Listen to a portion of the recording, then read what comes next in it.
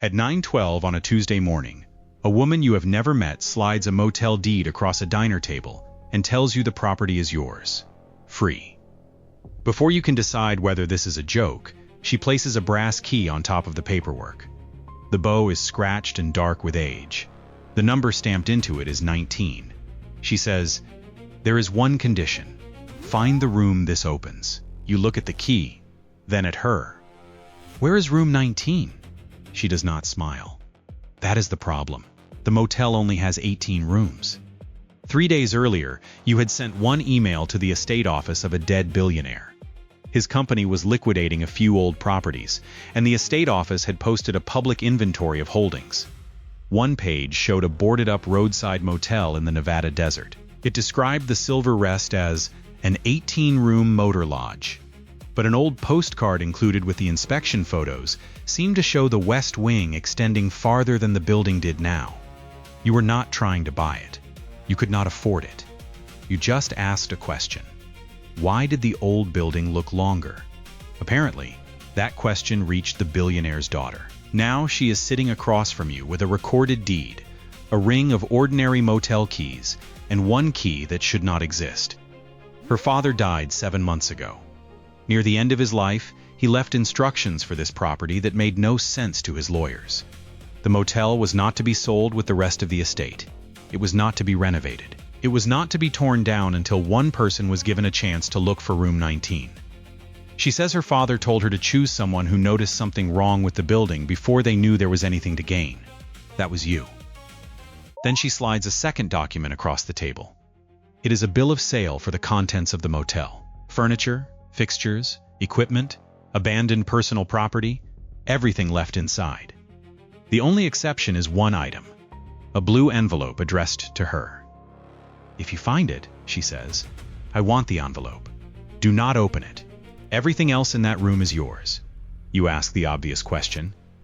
What is in there? She looks down at the key. "My father once told me there was enough in room 19 to change somebody's life." That is all she knows. Or at least, that is all she is willing to tell you. By noon, you are standing in front of the Silver Rest Motor Lodge, with the deed in your pocket and the impossible key in your hand. The motel is exactly as ugly as the estate page made it look. Sun-bleached stucco, a dead ice machine, a cracked swimming pool filled with sand and tumbleweeds. 18 faded green doors facing a parking lot where weeds have pushed through the asphalt. You count them anyway. 1 through 9 on the east side, 10 through 18 on the west. No missing number, no gap, no door painted over. There are 18 rooms, and somewhere inside this building, according to a dead billionaire, there is a 19th. The first thing you do is try the easy explanations. Maybe there used to be a room 19 and the numbering changed. Maybe the office was once a guest room. Maybe the manager's apartment was counted differently. Maybe the key opens a supply closet and the whole thing is an old man's private joke. The office gives you nothing. Behind the counter is a wall of square wooden key boxes. Numbers 1 through 18 are still visible beneath layers of dust. There is no 19th slot, no patch where one was removed. A rusted cash register sits open.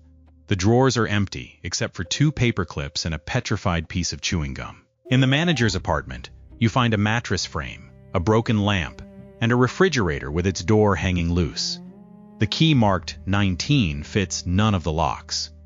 Then, in a cabinet beneath the office counter, you find something better than a door, a guest ledger. The cover is warped from heat, and half the pages smell like old smoke. Most entries are from the late 1980s. Truck drivers, sales reps, families crossing the state. Names written in different pens with room numbers beside them. Room 6, Room 12, Room 3, Room 19. You stop. The entry is dated April 17, 1987. The guest name is written as E. Voss. One night. Cash. You turn the page. 2 weeks later, E. Voss appears again. Room 19. Then again in June. Room 19. By the time you finish flipping through the ledger, the same name has used Room 19 11 times in 14 months. Now the question changes. You are no longer asking whether Room 19 ever existed. It did. The question is why every physical trace of it is gone.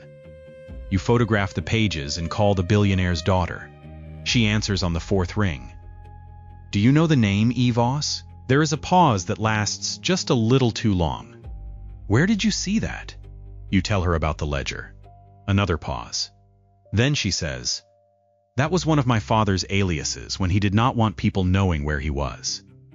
That changes the search. Her father was not connected to room 19 after he became rich. He was sleeping in it before most people knew his name. You ask when he bought the motel.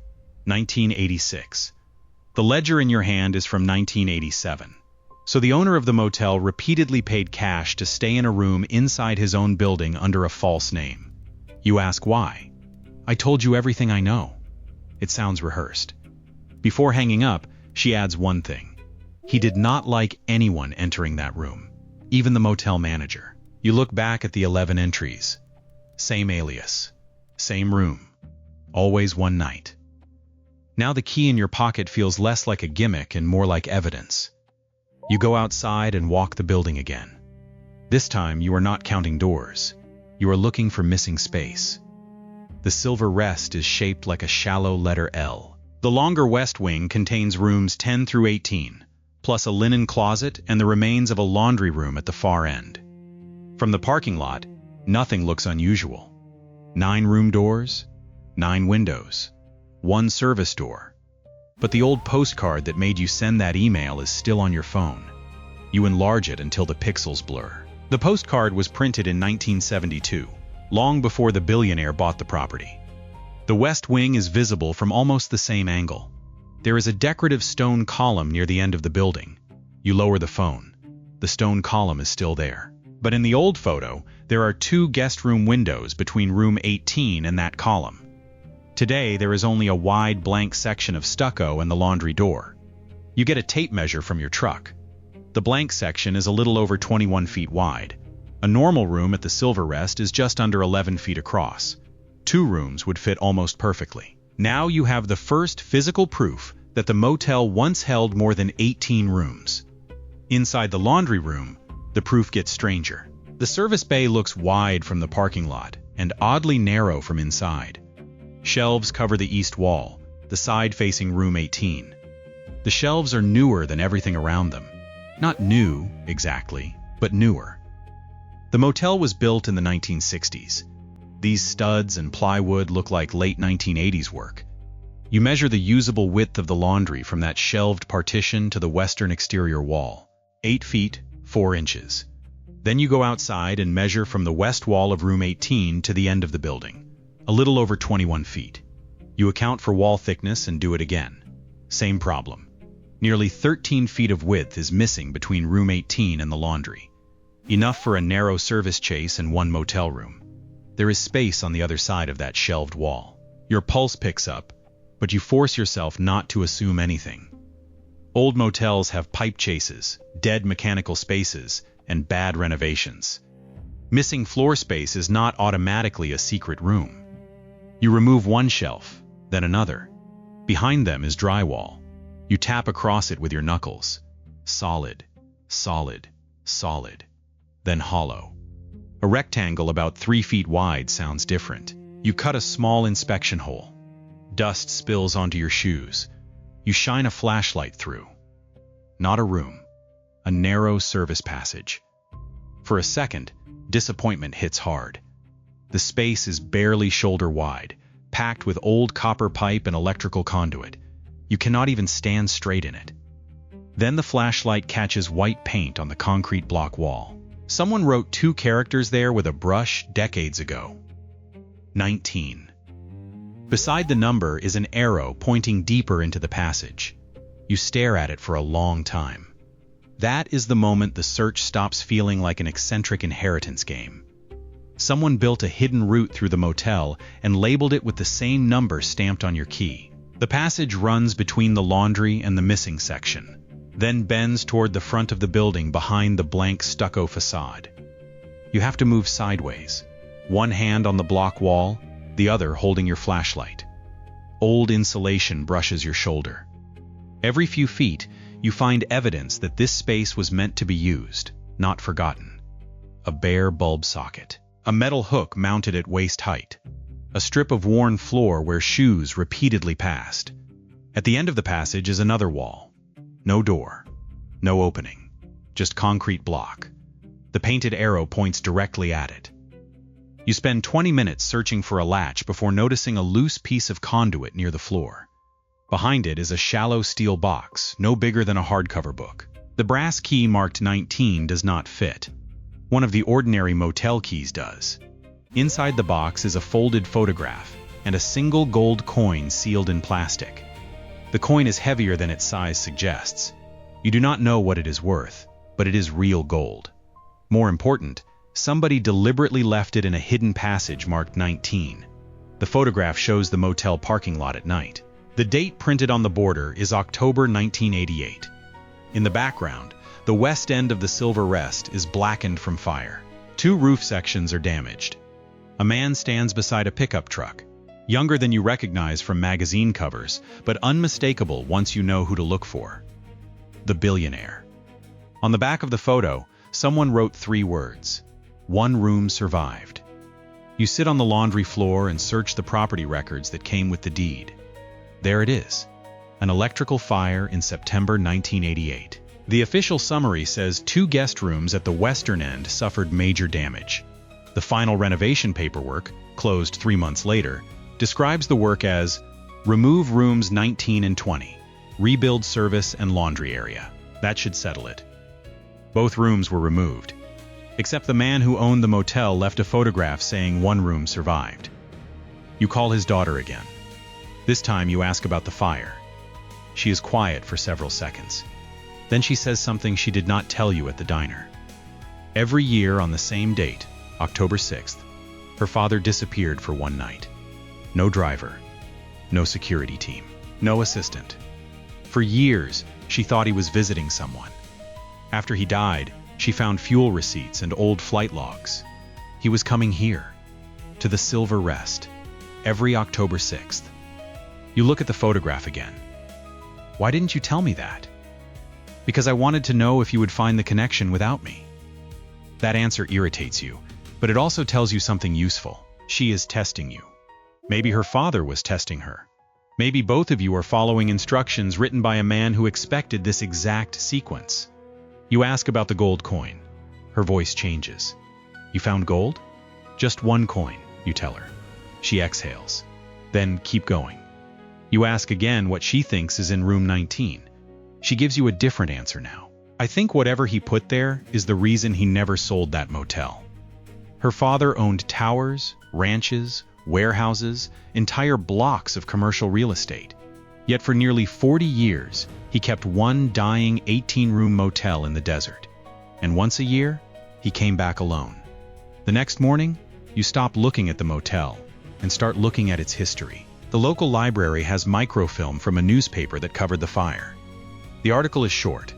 No one died. 2 rooms were damaged. The motel reopened 3 weeks later.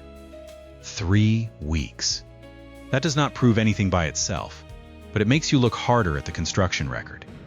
The permit says the western end was substantially rebuilt. The newspaper photograph tells you what the paperwork does not.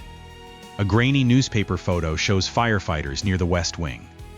Room 20 is burned badly. Its front wall is partly gone.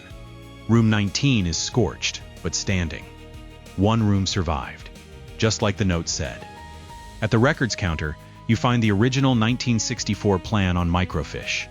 The clerk prints it on oversized paper for you. The original Silver Rest had 20 guest rooms. Rooms 19 and 20 sat beyond room 18 at the west end.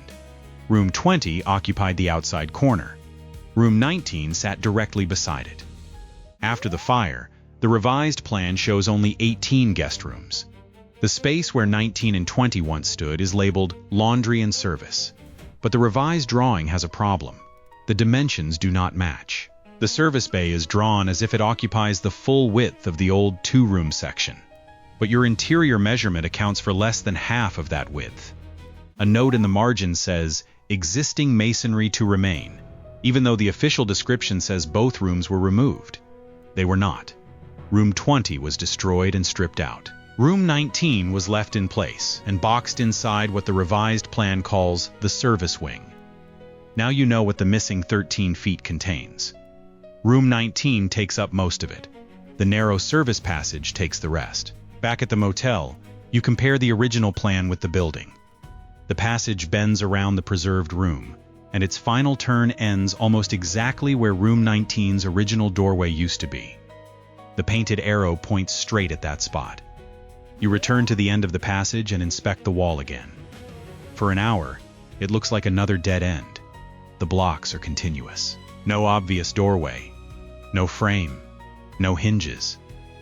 Then you notice that one vertical line of mortar is too straight. You brush away dust. A steel edge appears beneath a thin skin of mortar and paint. You scrape farther. It is not a wall. It is a steel door disguised as one. No knob. No handle.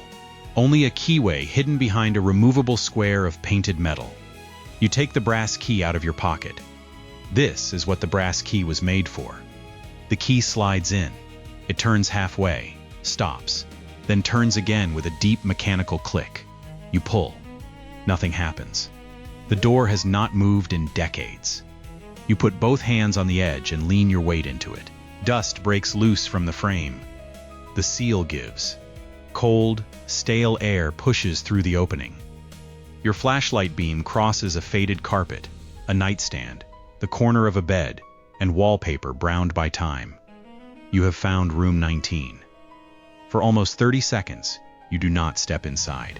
The room has been hidden from motel guests for nearly 38 years. But it does not look abandoned in the way the rest of the property does. Somebody kept it from decaying. The bed is made. A glass ashtray sits centered on the nightstand. The curtains are closed from the inside. A rotary phone rests on the desk even though the line has long been cut. There is no treasure chest, no wall of cash, no stack of gold bars glowing in the flashlight beam.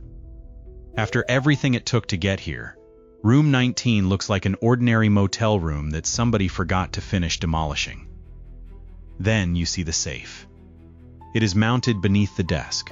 A compact steel box with a dial and no combination written anywhere nearby. On top of the safe is a card. 8 words, written by hand. If you found the room, measure it again. You actually laugh. Not because it is funny, because the dead man is still one step ahead of you. You take out the tape measure. According to the 1964 plan, Room 19 was 11 feet wide and 18 feet deep from the original doorway to the rear wall. The width is right, the depth is not. From the door to the back wall, you get 14 feet, 9 inches. You measure again. Same result. More than 3 feet of the room is missing. There is a wall behind the wall. The room you spent hours trying to find is itself hiding another space. You inspect the wallpaper along the backside. The pattern is continuous, no seam. The bathroom tile looks original. The only strange object is a wide mirror bolted above a narrow dresser. The bolts are not decorative. They pass through the wall. You remove them one by one. The mirror is heavier than it looks. When you lower it to the floor, you find an old ventilation grill behind it. The grill should open into a duct. Instead, 3 inches behind the slats is steel. You shine your light through. The steel surface continues in both directions. A second room is not behind this wall. A vault is. The safe under the desk makes more sense now. It may not hold the fortune. It may hold the way into it. You search the room again with a different goal. Inside the nightstand drawer is a motel notepad. Every page is blank except the last. On it are 4 numbers. 4, 11, 7, 2. At first it looks like a combination. You try 4, 11, 7, 2 on the safe dial. Nothing. Then you remember the ledger. E. Voss stayed in room 19 11 times. Maybe those numbers refer to dates, entries, or guests. You pull the photographed ledger pages up on your phone. The 4th stay, 11th stay, 7th stay, 2nd stay. Each entry has a nightly rate written beside it. 42, 38, 40, 36. 4 numbers. You return to the safe. 42 right, 38 left. 40 right. 36 left. The dial stops. The safe opens. Inside the desk, safe is not money. It is a cassette tape, a folded inventory sheet, and a steel handle shaped like a short wrench. The cassette is labeled October 6th, 2025. There is an old tape recorder in the manager's office. A gas station 10 miles away sells the right batteries. Back at the motel, it takes another 5 minutes to clean the contacts. When the tape finally turns, the voice through the tiny speaker is thin with age, but instantly recognizable from years of interviews and television clips. His voice. He does not introduce himself. He says, "If you are hearing this, room 19 still exists." That means somebody ignored the plans, ignored the room count, and checked the building for themselves. Good. A little tape hiss. Then he continues. The handle opens the inner wall. The contents behind it are not part of my company, my trust, or my children's inheritance. The transfer papers should make that clear. One blue envelope is excluded. Give that to my daughter, unopened. The rest belongs to the owner of the motel. You stop the tape and read the inventory sheet. It is not a list of furniture. It is a list of sealed cases. Case A through Case N. 14 total. Beside them are descriptions. Bullion, U.S., gold coins minted before 1933. Certified rare coins. 2. Collections of historic watches. A set of original stock certificates marked non-negotiable, archival. At the bottom is a typed line from an appraisal performed 4 years before his death. Estimated insured value? $24.18 million. You read it 3 times. $24.18 million.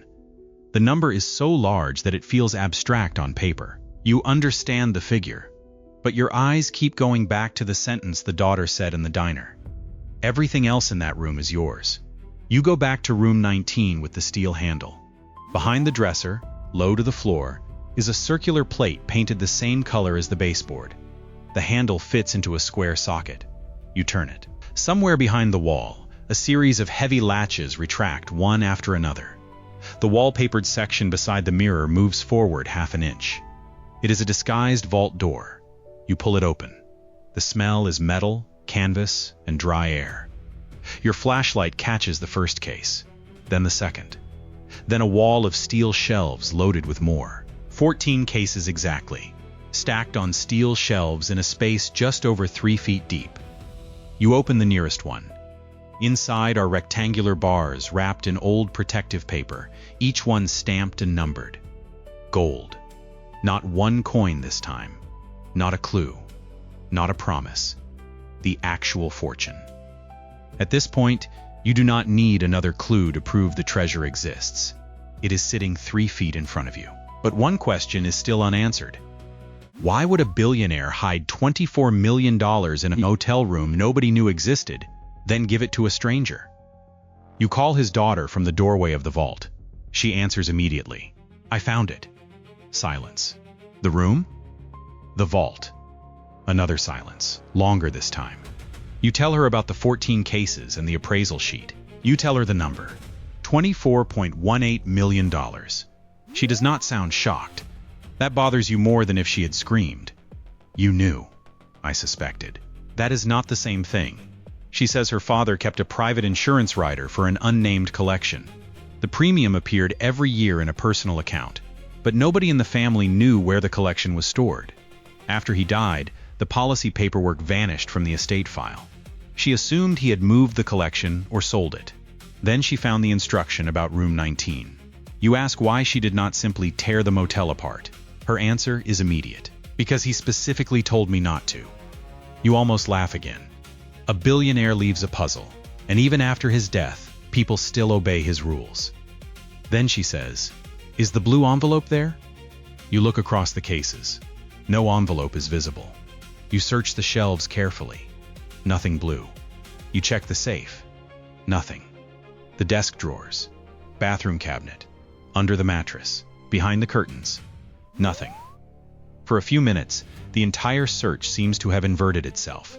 You have found more than $20 million in treasure, and somehow the missing object is a paper envelope. Then you notice Case N. The inventory lists it simply as personal. Unlike the other cases, it has no metal seal. A simple spring latch holds it shut. Inside is a blue envelope. Beneath it is a thin black notebook and a legal folder. The envelope has the daughter's name handwritten across the front. You do not open it. The black notebook is not addressed to anyone, so you look at the first page. The entry is dated October 6, 1988, 3 weeks after the fire. It explains the room. Years before he became wealthy, her father made his first serious money in a commodities deal. Not millions, enough to change the direction of his life. He used part of it to buy the Silver Rest, because the motel owner had once let him stay there when he was nearly broke and could not cover a room. Room 19 was the room he was given. When the fire damaged the West Wing, the contractor told him Room 19 could be saved or removed with Room 20. He chose to save it, but not as a guest room. He had it sealed. At first, it became a private place to store the gold coins he had started collecting. As his wealth grew, so did the collection. He could have moved it to a bank vault at any time. He never did. The notebook says why. The room reminded him that before money became numbers on screens, wealth meant one locked door, one dry bed, and one person willing to give you a chance. The notebook does not turn sentimental for long. A few pages later, the tone changes. He writes that extreme wealth had one effect he never expected. It made every interaction harder to trust. People searched his words for opportunity. Relatives fought over objects he had not yet left them. Executives agreed with bad ideas because disagreement felt expensive. So he kept Room 19 outside that world. No board member knew about it. No family office managed it. No assistant had the combination. The collection was insured through a private broker, but the location was listed only as a secured personal site. Once a year, he came back alone. October 6th, the date the room was sealed. He would open the wall, check the cases, sit on the old bed, and leave before sunrise. Then you reach the last written page. It is dated less than a year before his death. He says the fortune in Room 19 should not go to his family because his family already has more than enough. It should not go to a museum because the room was never about history. It should not go to one of his companies because then it would become another line on a balance sheet. Instead, the motel should be transferred to someone who noticed that the obvious story did not fit. Someone who asked why an 18-room motel looked like it once had more rooms. You stop reading. Your email. That is why she chose you. Not randomly. Not because you won something. Because you saw one old postcard on an estate page and asked one annoying question. The legal folder beneath the notebook makes the rest even clearer. The motel deed and contents agreement were prepared by the father's private attorney before his death. The contents of Room 19 transfer with the property except for personal correspondence specifically addressed to his daughter. The document lists the blue envelope by description. There is also a requirement that the recipient be told nothing about the room's location beyond the existence of the key. The entire search was intentional. The ledger, the service passage, the coin, the photograph, the safe, even the inventory. Not every clue was placed as part of a puzzle. Some were simply traces he knew a careful person could find. But the end result is the same. He built a test out of a building. And you passed it. There is one final note clipped to the legal folder. It is only 2 sentences. If they ask what the room is worth, they are not finished. If they ask why the room survived, they are ready. You read that line twice. The treasure was never hidden because he was afraid someone would steal it. It was hidden because he wanted the person who found it to understand why it mattered before they saw how much it was worth. The daughter arrives at the Silver Rest just before sunset. She does not bring lawyers, security guards, or an armored truck. She drives herself in a dusty rental car and stands in the parking lot staring at the West Wing. You lead her through the laundry room. When she sees the narrow service passage, she stops at the painted 19 on the wall and touches it with 2 fingers. "He really did this," she says. It is the first time since you met her that she sounds less like the daughter of a billionaire and more like someone who is trying to understand her father. At the steel door, you hand her the key. She does not take it. It is yours now. So you unlock room 19. She walks in slowly. The made bed, the old phone, the ashtray, the wallpaper. None of it means anything to you beyond the story you just read, but she recognizes details immediately. The desk came from one of her father's first offices. The ashtray belonged to her grandfather. The ugly brown curtains appeared in a family photograph from when she was a child. Then you open the vault. She looks at the cases, but only for a second. The envelope? You take it from case N and give it to her. She sits on the edge of the bed before opening it. You turn away. She asked you not to read it, and you do not. For several minutes, the only sound in the room is paper moving. When you look back, she has folded the letter again. She asks whether you read the notebook. You say yes. She nods, as if she expected that. Then she tells you the one part of the story you could not have found in any record. As a child, she used to ask her father why he never sold the Silver Rest. It lost money for years. The roof leaked. The pool cracked. Every advisor told him to demolish it. He always gave the same answer. One room is still occupied. She thought he was joking. Now she knows what he meant. The room was occupied by the version of himself he did not want to forget. You ask what the letter says. She looks at the envelope, then shakes her head. That part is mine. Fair enough. Then she looks toward the open vault. And that part is yours. It is strange hearing someone point at more than $20 million and say it that casually. You ask if she is sure. This time, she smiles. You are holding the deed. My father spent a lot of money making sure I could not change his mind after he was gone. Outside, the motel sign creaks once in the evening wind. Silver Rest. 2 dead neon letters. 18 numbered doors visible from the parking lot. Nobody driving past would know there is another room hidden inside the West Wing. Nobody would know what is inside it. That was the point. The next 2 days are paperwork, photographs, phone calls, and security arrangements. You photograph every case before moving anything. You call the attorney named in the transfer documents. You hire a licensed appraiser and arrange secure transport. Nobody loads $24 million of gold and collectibles into the back of a pickup truck just because a dead man left a note saying it belongs to you. The attorney confirms the documents are genuine. The contents transfer is valid under the estate plan that created it. The appraiser spends hours at the motel comparing serial numbers, coin certifications, watch references, and inventory seals. The appraisal is several years old, so the old valuation is not exact anymore. Some items have risen, some have not. The final current estimate will take time. But one thing is clear before the first day is over. The collection is real, and its value is still well above $20 million. You keep thinking about how close it came to disappearing. If the motel had been sold conventionally, a developer might have bulldozed the West Wing without ever understanding what the steel wall contained. If the daughter had hired a demolition crew to search for a hidden room, they might have found it in an afternoon, but they would have broken the one condition her father cared about. If you had looked at that old estate page and scrolled past the postcard, the email would never have been sent. The entire fortune turned on a difference most people would not notice. 2 windows in an old photograph. That thought stays with you more than the gold. Before the appraiser leaves, you walk through room 19 one last time while it still looks the way it did when you opened it. The vault shelves are partly empty now. Temporary inventory tags hang from several cases. The hidden door stands open.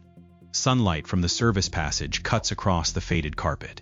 On the desk, beneath the cassette recorder, you notice an impression in the dust where the handwritten card had been. If you found the room, measure it again. That sentence now feels like the whole story. Every time you thought you had reached the answer, there was another measurement to take. 18 rooms became 19. A hidden room became a hidden vault. A fortune became a question about why someone would hide it. And the daughter, who seemed to be giving away a worthless motel, was actually carrying out the last strange promise her father ever made. You step outside and count the doors once more. 1 through 18. Still no room 19. From the parking lot, nothing has changed. The motel is still faded. The pool is still empty. The ice machine is still dead. A highway truck passes without slowing down. But now you know something, the road does not. A building can tell the truth and still hide the most important part. There are 18 rooms you can see, and one room worth more than the entire motel ever was.